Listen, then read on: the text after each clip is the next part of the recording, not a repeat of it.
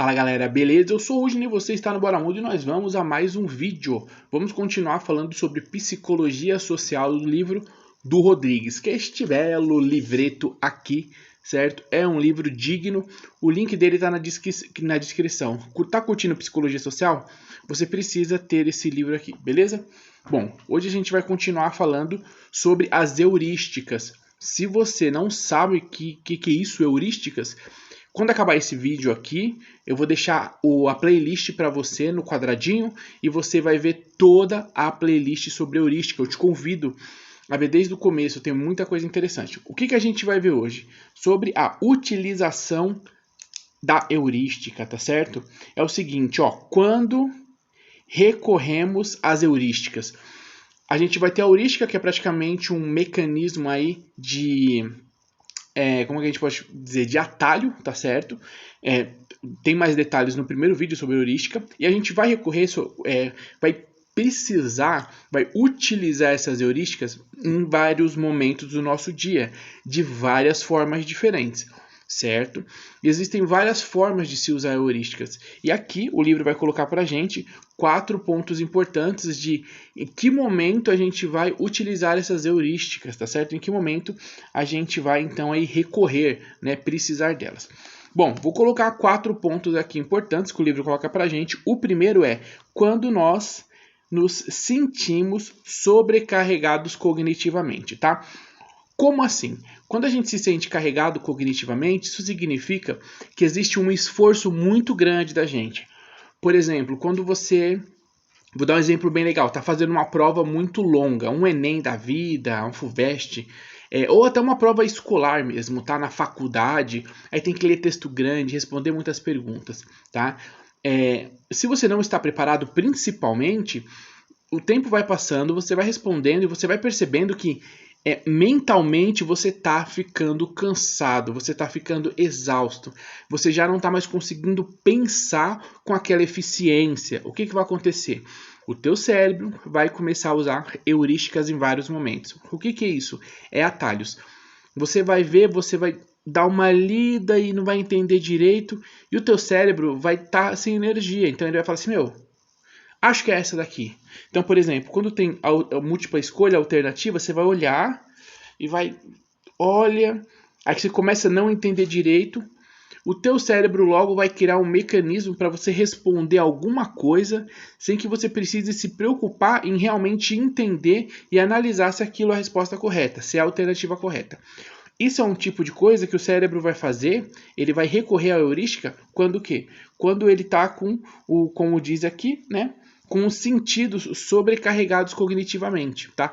Isso é um tipo de situação, quando você a tua capacidade de pensamento, de raciocínio, entendeu? De entendimento, ela tá sem energia, tá desgastada. Aí você, em vez de gastar energia e tempo cerebral para entender alguma coisa, você vai usar uma resposta rápida, um atalho.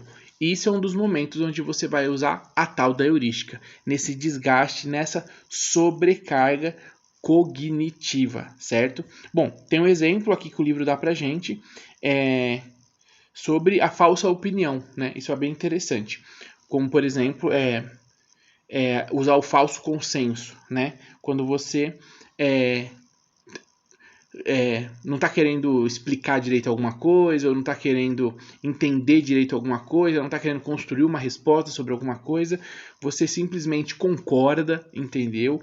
Você simplesmente dá uma opinião que se encaixe com o que o pessoal está esperando, com o que a conversa está esperando, e pronto. Então é nesse nível, você usar quando você está sem energia mental. E aí vem a heurística, cria um atalho e você responde de qualquer jeito, vamos dizer assim, certo? É um tipo de exemplo do uso da heurística nessa sobrecarga cognitiva, beleza? Segundo momento onde nosso cérebro ele vai usar essas heurísticas, tá certo? Quando o assunto não é muito importante, né? Quando o assunto não é muito importante, você pode acabar utilizando algumas heurísticas, tá certo? Lembrando que vai ter o quadradinho aqui quando acabar esse vídeo. E tem todas as heurísticas. Eu já gravei todas as heurísticas, certo? Você pode ver de uma a uma para entender e ver como é que elas funcionam e como é que elas aparecem na prática no dia a dia. Aqui também vai ser usado algumas dessas heurísticas, né? Quando o assunto não é muito importante. Então, quando você está lá conversando com alguém, o assunto não é muito importante, não te diz respeito, você não quer mais falar sobre isso, o que pode acontecer? Pode acontecer do seu cérebro puxar uma heurística, usar esse movimento de heurística, em vez dele se colocar em uma situação onde vai ter que pensar, raciocinar, gastar energia, evocar os neurônios, entendeu? Fazer sinapses ali. O que vai acontecer? Ele vai usar uma heurística, ele simplesmente, quando ele, certo, se vê num assunto que não é muito importante, a opinião vai ser extremamente rasa, muitas vezes errada, muitas vezes uma opinião falsa, da qual você não concorda, por exemplo, né? Tipo, o pessoal começa a falar algumas coisas que você não concorda, mas o assunto não é importante, então você, não é mesmo, não é verdade, pode ser. E acabou, né? Então tem muito isso. Então, nesses momentos onde o tema que está rodando não é muito importante, o cérebro quer economizar energia, e nesse momento, então, meio que ele deixa para lá, ele não vai se esforçar para construir realmente uma resposta, um envolvimento no assunto, porque para ele não é importante. Ele usa esse momento para economizar energia, então ele vai usar uma heurística, um atalho para resolver logo aquela questão, responder logo, contribuir logo e acabou, certo? E bom, falta mais dois, mas antes fazer uma consideração interessante, né? Essa heurística, ela é bacana, principalmente quando a gente está falando de psicologia social, e se a gente for pensar na prática, na dinâmica, quando o profissional ali, o terapeuta, o psicólogo, né, os professores, o pedagogo, pessoas que estão envolvidas diretamente com os grupos sociais e com esses grupos onde ela tem que se utilizar de psicologia social para fazer um manejo com esse grupo, para lidar com esse grupo, para entender esse grupo, ela vai ver essas heurísticas pipocarem, formas em que vão ser muito visíveis, né? Sobre opiniões que vão aparecer, sobre formas em que as emoções podem se manifestar, os sentimentos, as relações. A gente vai ver a heurística pipocando ali essas dinâmicas de relação social. Então é importante conhecer a heurística, não só academicamente, para você que está estudando isso, mas para você entender e saber, na sua análise, saber ver quando é que está sendo usada as heurísticas como ferramenta, né? Então, por exemplo, imagina que você está aí clinicando, ou você está num momento terapêutico ali, você é um terapeuta, psicólogo, e a pessoa começa a usar na conversa, na fala, na exposição dela, heurísticas, e você percebe que são heurísticas porque, na verdade, ela está dando a volta no assunto e está dando uma opinião meio que nada a ver, e parece que ela não quer sair do assunto, mas ela também não quer dar opinião direito sobre aquele assunto, e aí você percebe uma heurística acontecendo ali. E aí aquilo já é um vão, já é uma janela para você entrar em uma situação, em um mecanismo, em um ponto mais importante, certo? Isso vai acabar revelando muitas coisas. Então isso daqui é importante, é interessante, porque são mecanismos que vão se manifestar durante o nosso dia a dia, né? É aquela famosa questão de, você tá no ônibus, alguém quer puxar um papo e você, não, é verdade, porque você não quer papo, entendeu? Então isso daqui é bem importante, porque tem a ver com exatamente o nosso comportamento diário, tá?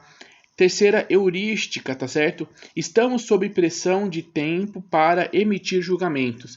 A gente também vai ter isso, tá?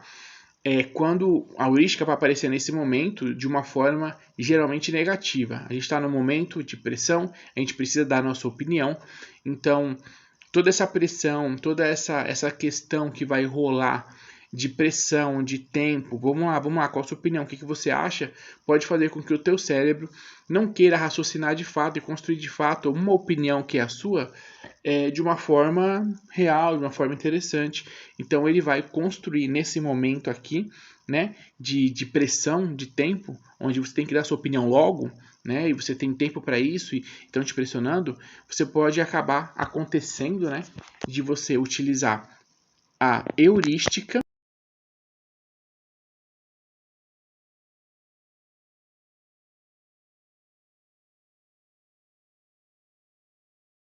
incompleta. tá? Então, olha só que louco, como é positivo, porque você acaba economizando energia cerebral, você acaba se organizando, né? Não absorvendo coisas que não têm relevância, mas ao mesmo tempo você pode acabar construindo questões muito ruins e negativas, né? Como, por exemplo, tem mil exemplos, né? Mas vamos supor, um tribunal do júri, onde o júri está lá e o tribunal já tem várias sessões, e dos 10, 5, 2 membros estão cansados já, eles não querem mais muito saber, já deu, a cabeça não tá legal, ele queria estar fazendo outra coisa, e ele tá ali confinado já faz um tempo, às vezes. Tô dando um exemplo, tá? E aí chega no momento no dia que ele tem que votar se é culpado ou não, ele já tá meio de saco cheio, tá com outras preocupações e misturou com aquela situação que ele tá tendo que absorver, às vezes veio algum gatilho psicológico nele que aí mexeu com o emocional dele e ele vai acabar, diante de todo esse transtorno, para dar essa opinião, de toda essa pressão, dar uma opinião que muitas vezes não é a que ele queria dar. Por exemplo, ele vai votar que é o culpado, mas na verdade ele acha que é inocente, mas alguma coisa no meio de um caminho bagunçou a cabeça dele e o cérebro não quer mais desgastar tempo, o cérebro não quer mais lidar com isso e você pode gerar aí uma opinião falsa, por exemplo, uma opinião ruim, né? E nesse momento, não só a opinião, tá? Que a gente está falando sobre estarmos sobre pressão de tempo para dar um julgamento. A gente tem que escolher alguma coisa, comprar alguma coisa, vender alguma coisa. E essa pressão daquele tempo pode fazer com que você venha usar uma heurística, tá? Não simplesmente para dar uma falsa opinião, mas usar a heurística para economizar energia naquilo que você vai fazer. Então, em vez de fazer da melhor forma, você vai fazer da forma mais rápida possível, que muitas vezes é a pior forma, né? Então, isso é um outro momento onde nós vamos acabar evocando as heurísticas, tá? Próximo momento que a gente vai evocar as heurísticas antes disso, tem que entender que muitas vezes o uso da heurística, você não percebe, ela é imperceptível, você só simplesmente se manifesta, você simplesmente usa a heurística e você não pensa em usar uma heurística, certo? Então isso daqui é interessante, que é um mecanismo meio que natural do cérebro de lidar com essas questões, tá? De organização de aquilo que é importante, aquilo que não é, aquilo que eu posso gastar energia, aquilo que não, certo? Quarto, quando nós dispomos de pouca informação sobre o assunto, tá? Quando nós dispomos sobre pouca informação sobre o assunto. Lembra que tem aquele momento que eu falei, né? Que às vezes você não quer saber do assunto. Aqui é quando você tem pouca informação. Então, quando as pessoas têm pouca informação, pode ser que, ao invés dela se posicionar como não, então daqui para frente eu não sei mais e tal, nesse momento pode ser que o cérebro, por vários motivos, um deles é para não ficar para trás, ou para não acabar a conversa, ou para mostrar, dependendo da personalidade da pessoa, ou para mostrar que, tipo assim, não, ela continua sabendo sobre o assunto, ele pode evocar uma heurística, usar uma heurística, por exemplo, certo? Então, por exemplo, tá faltando informação, você é uma pessoa que tá lá, você tá no metrô, aí tá no ônibus, isso acontece com mais frequência em São Paulo, tá no ônibus, duas pessoas estão conversando, uma terceira se envolve, e vão batendo um papo ali, e aí começa sobre um assunto importante que elas estão debatendo, e tem uma delas que exatamente ela não tem tanta informação sobre o assunto. Então ela se vê sem informação sobre o assunto, e pode acontecer várias coisas. Uma dessas coisas é ela logo emitir a sua opinião, para não precisar ficar contribuindo com o assunto, certo? E ela vai enfatizar na opinião, em vez de no conteúdo do assunto, acontece muito isso, né? Outra coisa é ela começar a inventar informações, né? E ela vai fazer tudo aquilo que é ao contrário do que é para ser feito. O que é para ser feito? Gastar energia para tentar contribuir e até para reagir. Tipo, daqui para cá eu já não manjo muito, tá? Já entrou num assunto que eu não tenho opinião sobre. E aí você vai ver que isso talvez seria o mais interessante, só que ao puxar a heurística vai reagir de forma diferente. Pode inventar a história que não tem nada a ver, criar informações, deixar de contribuir com a conversa ou contribuir de uma forma onde vai dar um olé, né? Em vez de ficar falando exatamente sobre o tema, vai falar de temas em volta. Então, quer dizer, um outro momento onde você vai usar a heurística pode ser usada, e muitas vezes ela é usada de forma que você nem percebe, é exatamente nisso. quando dispomos de pouca informação sobre o assunto, tá? O cérebro se sente incomodado, pega um atalho e pula toda aquela situação para um momento mais tranquilo, tá? Então, isso daqui foi o quê? Isso daqui que a gente viu são quando nós recorremos às heurísticas, quando o cérebro recorre às heurísticas. São todos os momentos onde o cérebro não quer gastar energia, ele não quer investir esforços, ele se sente pressionado ou ele se sente em uma posição de desinteresse sobre aquilo. E para que ele encerre ou que ele saia dessa situação, ele vai fazer o quê? Ele vai usar heurísticas, que é esse atalho. Bacana, interessante, top. Agora você entendeu.